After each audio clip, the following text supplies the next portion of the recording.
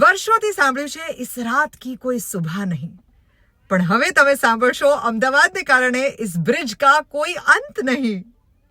આ છે અમદાવાદનો એ બ્રિજ જેની શરૂઆત તો છે પણ જેનો અંત નથી, જેની ઉપર લોકો ચાલતા આવે છે સામાન લઈને. તમે અહીંથી ચાલતા આવ્યા તો આ પુલની પેલી બાજુ શું છે? દિવાલ છે. કઈ નથી, કશું નથી. દિવાલની આગળ રસ્તો નથી. રસ્તો જ નથી. તો દિવાલ પછી શું છે? ખેતરો છે. તો આ બ્રિજ જાય છે ક્યાં? બસ અહીંયા છેડા સુધી. તો બાંધ્યો કેમ હશે સરકારે? સરકારને ખબર ને. હે, સરકારને ખબર.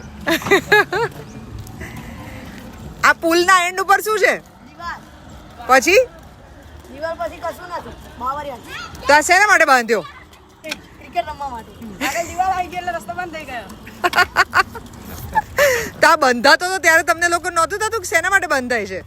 એવું તો થતું હતું. હા, 5 વર્ષથી છેલ્લા બને છે. તમે ડોશી રમવા અહીંયા રમવા આવે છે. ક્રિકેટ રમવા જ આવે. આ જો બ્રિજ કેટલા સરસ કામમાં વપરાઈ રહ્યો છે. આ નાનકડા બચુડિયા માટે આટલો ફાઇન બ્રિજ બનાવેલો છે. જો perfect ride for a perfect baby. ક્યાં જાવ છો આ સ્કેટિંગ લઈને? હા, પુલ ઉપર કે પુલ ઉપર સ્કેટિંગ કરવા જાય છે? વાહ ભાઈ વાહ. વાહનો ના જાય તો કઈ નહીં, આપણે તો જઈએ ક્યાં? ઐતિહાસિક બ્રિજ કે જે પૂરો થાય છે આ દિવાલ ઉપર. પણ અત્યાર સુધી લોકોએ તમને માત્ર આ દિવાલ જ બતાડી છે. આ દિવાલની બાજુમાં એક નાનકડી ગલી પણ છે. બસ આ ગલી જે છે એનો રસ્તો પહોળો કરશે તો આ બ્રિજ ખુલી જશે. ભલે અડધો બ્રિજ જે છે અત્યારે દિવાલમાં જઈ રહ્યો છે, પણ બાકીનો અડધો રસ્તા પર જઈ પણ રહ્યો છે. આ કોકના ઘરમાં આવી રહ્યો છે.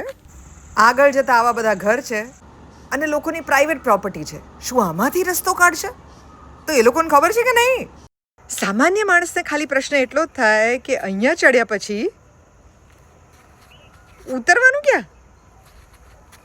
અહીંયા ચડ્યા પછી ઉતરવાનું ક્યાં?